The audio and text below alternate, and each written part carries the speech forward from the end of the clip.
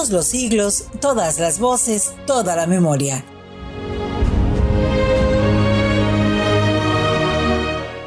México se hace y se rehace sobre las mareas del tiempo. Es un país inagotable, inabarcable, un auténtico volcán de vida, desengaño y esperanza.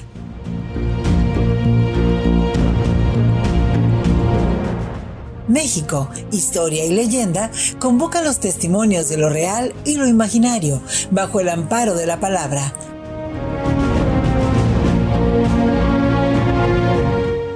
Acércate, siéntate entre nosotros y presta atención. Aquí vamos a contártelo todo.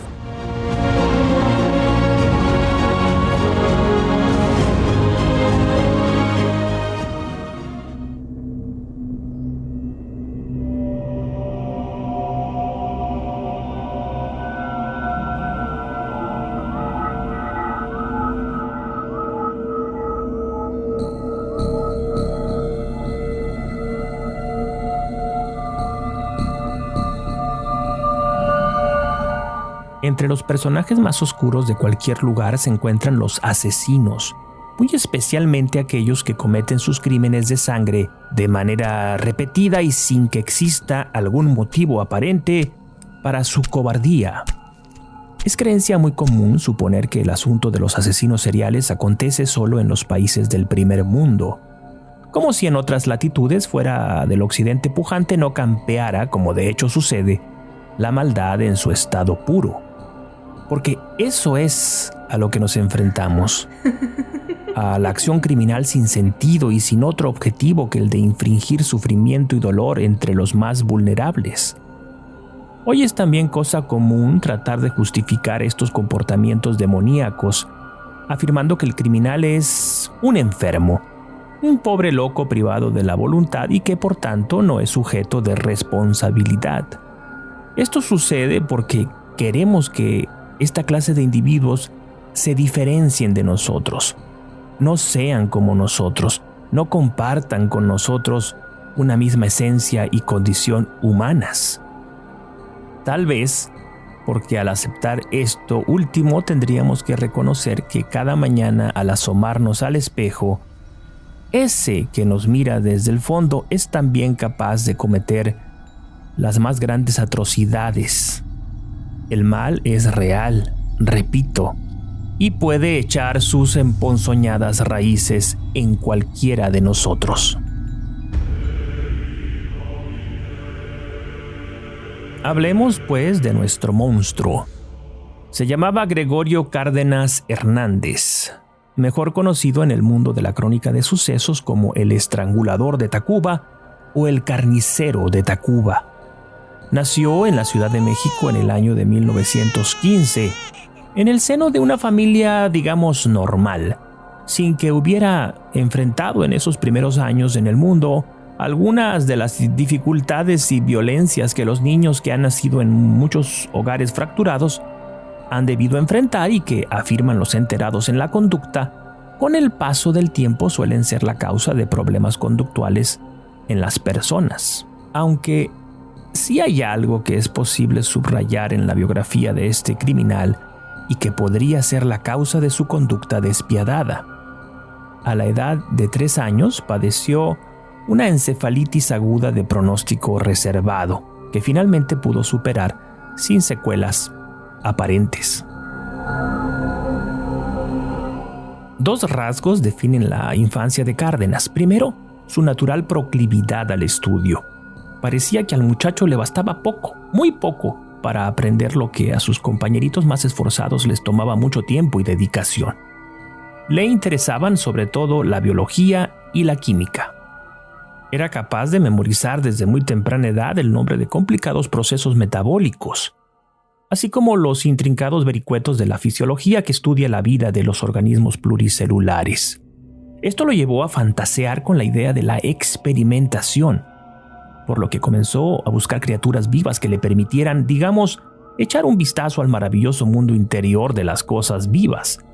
Comenzó primero con insectos y lagartijas, pero poco a poco aquello no fue suficiente, así que comenzó a realizar algunas incursiones de cacería urbana. emplazando pequeñas trampas para capturar ratas, gatos y perros. Había cruzado el Rubicón y había caído fascinado por la complejidad interior de los mamíferos. Pero no era solo el simple conocimiento.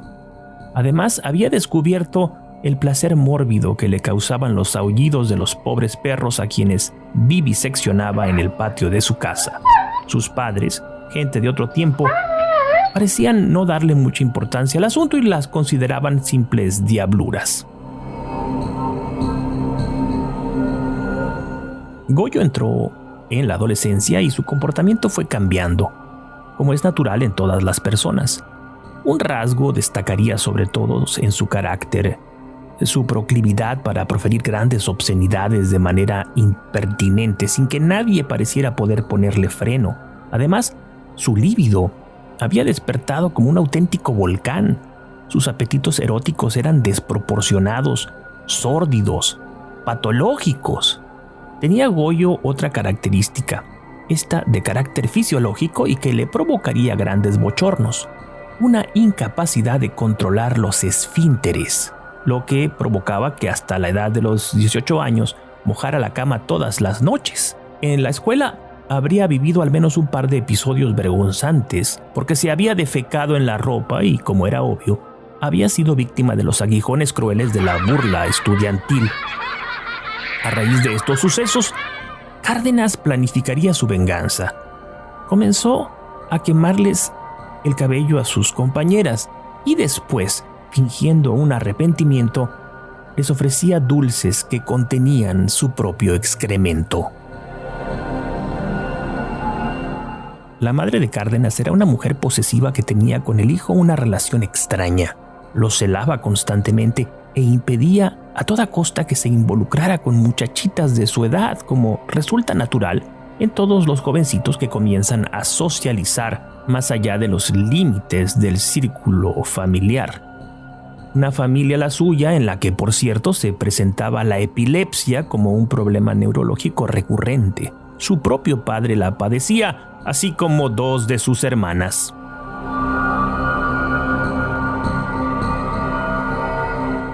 Pero los años pasaron y el adolescente se volvió un hombre intelectualmente bien provisto que no permaneció indiferente, pues se le otorgó la beca de Petróleos Mexicanos para avanzar en un nivel de posgrado sus conocimientos químicos y después incorporarse a la paraestatal. Nada más y nada menos que el sueño de muchos jóvenes estudiosos de la época. Cárdenas, sin embargo, tenía la mente, el alma y el corazón inclinado hacia el abismo y estaba a punto de saltar.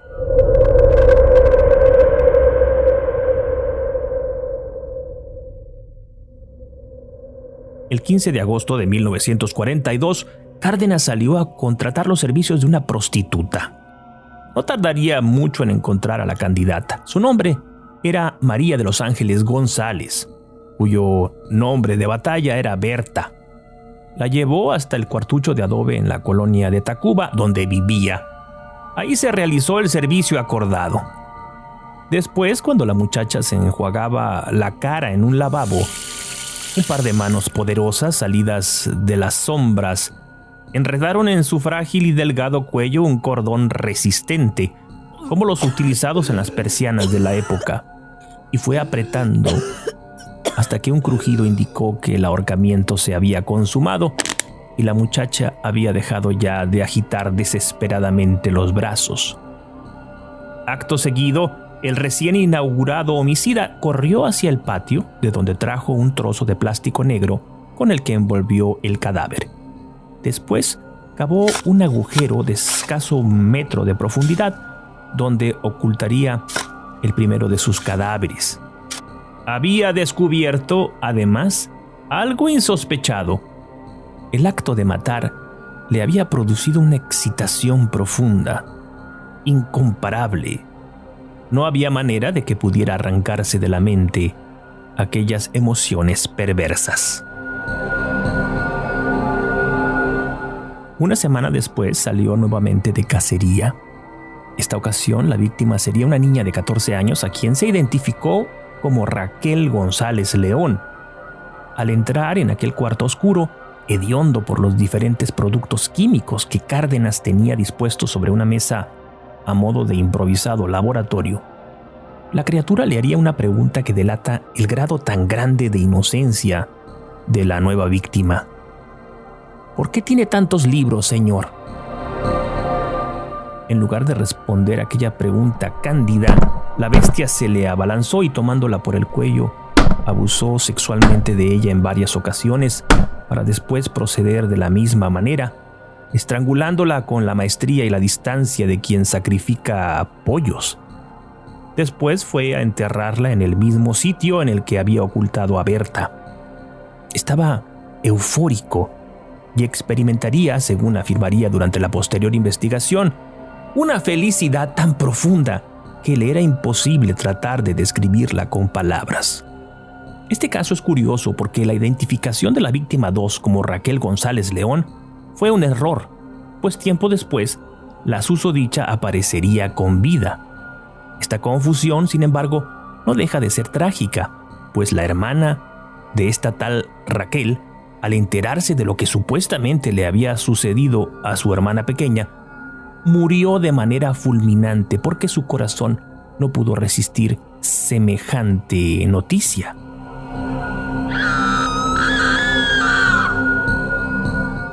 ¿Quién fue finalmente la segunda víctima? Nunca se sabría.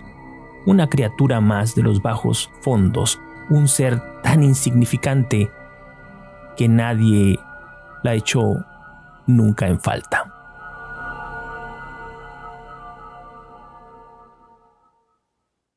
El día 29 de agosto, Goyo sentiría nuevamente muy temprano el deseo de matar.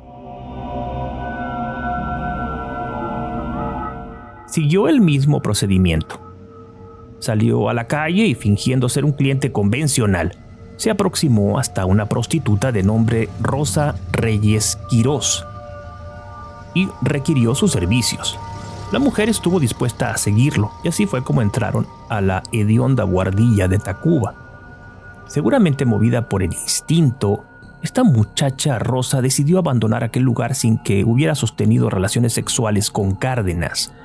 Pero este, furioso por el desprecio, se le fue encima y en unos cuantos instantes acabaría con su vida. Aquí es que la historia muestra un grado más hondo de decadencia.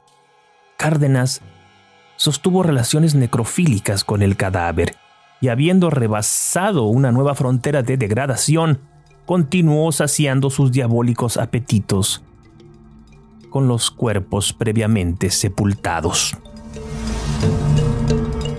El último de sus crímenes conocidos es particular. En este caso, la víctima no fue una prostituta, sino una compañera de escuela, conocida de él y de quien aparentemente se encontraba muy enamorado. No sabemos bien a santo de qué, pero la muchacha se subió al automóvil de Cárdenas, donde éste intenta besarla a la fuerza. La joven mujer, de nombre Graciela Arias Ábalos, de 21 años e hija de un prestigioso abogado penalista, se defendió propinándole una poderosa bofetada que enfureció al asesino. Sin que mediara palabra alguna, la estranguló ahí mismo con sus propias manos. Después llevó el cadáver hasta su casa para realizar una vez más sus aberrantes e indescriptibles prácticas.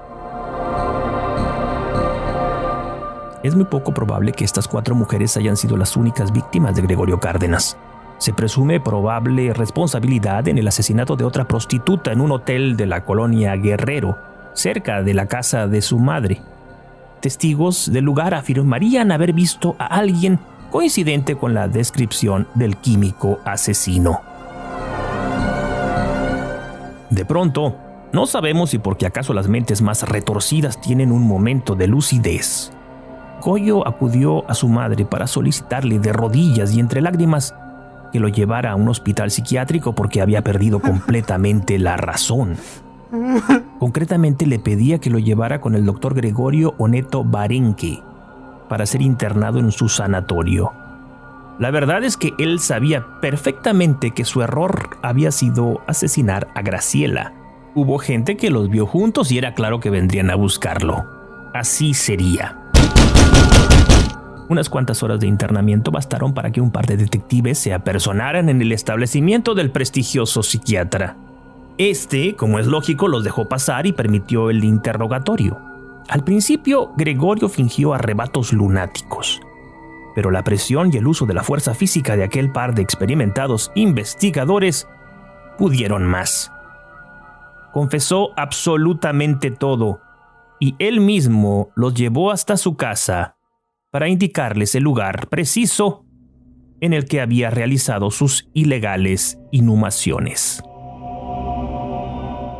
Como es natural, la noticia de la captura de Cárdenas ocupó de inmediato los titulares de los principales diarios de la capital y del país entero. Se trataba de una historia en la que se concentraban suficientes elementos morbosos como para pasar inadvertida. La policía pidió al asesino que contara su historia en primera persona, contribuyendo con la propia investigación, dando todos los detalles que pudiera recordar. Le aseguraron que esta buena disposición sería tomada en cuenta a la hora de que un juez emitiera una sentencia. Cárdenas aceptó y puso manos a la obra, describiendo con lujo de detalle y en un lenguaje tan prolijo como libresco todas sus fechorías. ¿Fue esto, acaso, lo que le ganó una enorme popularidad? No se trataba de un asesino típico, bestial a secas. No, sino de alguien que unía la actitud del predador con un entendimiento sofisticado de la realidad. En esas páginas se afirma, por ejemplo, que además de utilizar aquellos cadáveres para practicar necrofilia, inyectó en ellos algunas sustancias que supuestamente propiciarían una momificación química. Es decir, reconoce abiertamente haber utilizado el cuerpo de esas mujeres para continuar sus experimentaciones con cadáveres, algo que había empezado en su niñez cuando sacrificaba perros y gatos, haciendo lujo de una extrema vileza. Tiempo después, sin embargo, negaría todo el contenido de aquellas páginas, asegurando que había sido forzado a inculparse por sus adversarios políticos dentro del Sindicato de Petróleos Mexicanos. Una afirmación sumamente vulgar para quien asumía ser más listo que todos. Finalmente tuvo que encarar un proceso marcado por su natural repercusión mediática. La evidencia era aplastante, así que fue condenado a prisión al máximo tiempo permitido en Lecumberri, que era de 20 años, aunque Cárdenas estaría ahí más de 30. La verdad es que, apenas pisar la cárcel, sus abogados presionaron para que fuera reubicado al manicomio general de la Castañeda, lo que consiguieron rápidamente. En su nuevo sitio de reclusión, fue sometido a terapias electroconvulsivas y le fue suministrado pentotal sódico, conocido coloquialmente como el suero de la verdad. 2 años después, y habiendo ganado la confianza de sus celadores, decidió escapar de aquel sitio. Resulta que se le permitía salir y regresar, cosa que siempre hacía, hasta que un día decidió irse a Oaxaca, donde sería nuevamente capturado mientras se desempeñaba como modesto profesor rural. Fue enviado nuevamente al Palacio Negro para que siguiera cumpliendo su condena. En esta segunda etapa en Lecumberri, Cárdenas abrazó de nuevo los estudios. Esta vez se formaba en las materias del derecho. Hasta ese lugar su madre le llevaba todos los libros que él pedía. Llegó a tener dentro de su celda 200 ejemplares de los que se nutría para conocer las técnicas del litigio. Sin ser abogado todavía, consiguió representar a muchos de sus compañeros de prisión, gente sin recursos para establecer una defensa medianamente profesional. Además, comenzó a interesarse por la música. En su celda tenía un pequeño piano que interpretaba constantemente para entretenerse a sí mismo y a los otros internos. Comenzó a escribir crónica negra, relatos de crímenes que le comentaban los otros reos, y lo hacía con tanta gracia y maestría que aquellos simples panfletos comenzaron a ganar notoriedad. Vendió miles de ellos. Otra faceta artística de Cárdenas fue la pintura, a la que se dedicaba gran parte del día, haciéndolo con gran esmero y cuidado. Al salir de prisión, había concluido más de 70 de ellas de formato mediano. Además, había realizado un mural en el interior de la prisión. Otra actividad a la que Cárdenas se dedicó fue el comercio. En Lecumberri, gracias a los favores que iba consiguiendo debido a su carisma, estableció un negocio de abarrotes que le daba para pagar sus libros y mantener a los 4 hijos que había engendrado con su esposa, con quien se casaría mientras se encontraba recluso.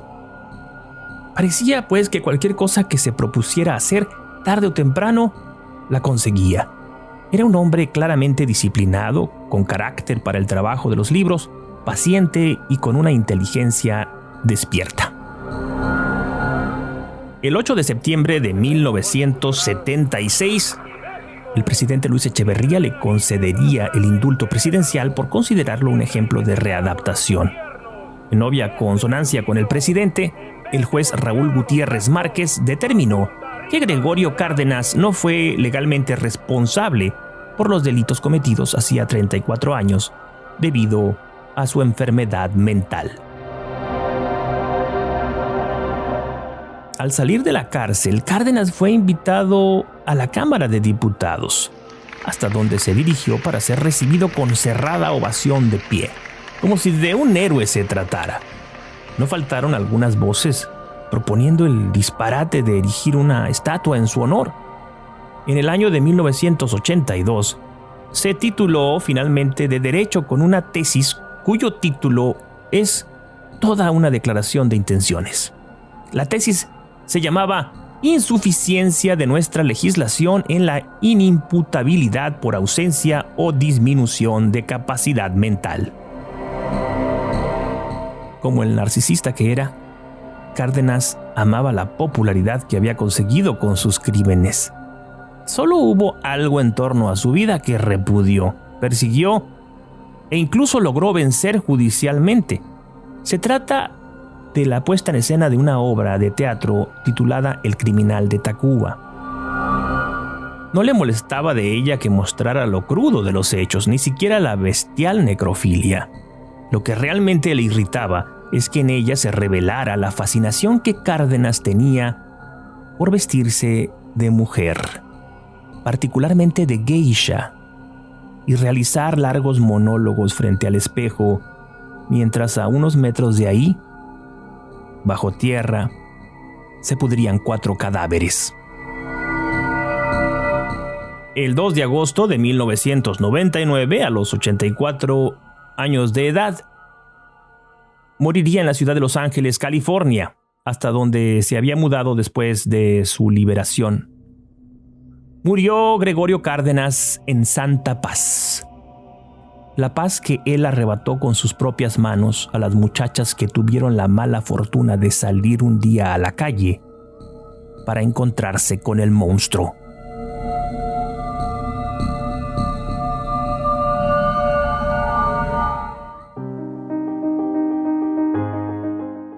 Esto fue México, Historia y Leyenda. Escrito, narrado y editado por Alex Ramírez Arballo. Locución de Alicia Terán Orduño.